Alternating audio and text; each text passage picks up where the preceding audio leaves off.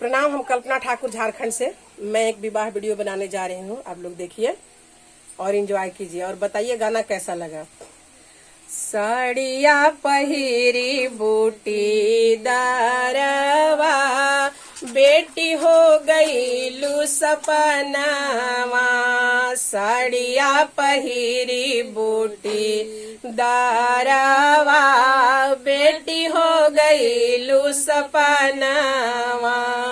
हो गईलू सपनवा बेटी, हो गईलू सपनवा, हो गईलू सपनवा बेटी, हो गईलू सपनवा। छोड़ी के रांची के भवनवा, बेटी हो गईलू सपनवा। छोड़े के रांची के भवनवा, बेटी हो गईलू सपनवा।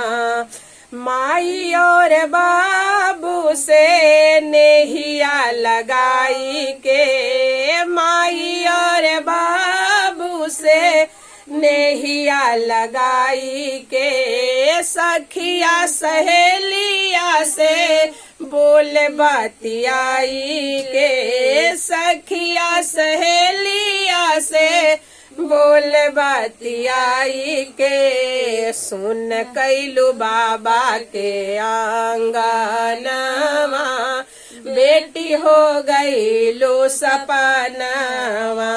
सुन कैलू चाचा के भवनवा, बेटी हो गईलू सपनवा। साड़िया पहिरी गोटे दारवा, बेटी हो गईलू सपनवा। साड़िया पहिरी गोटे दारवा, बेटी हो गईलू सपनवा।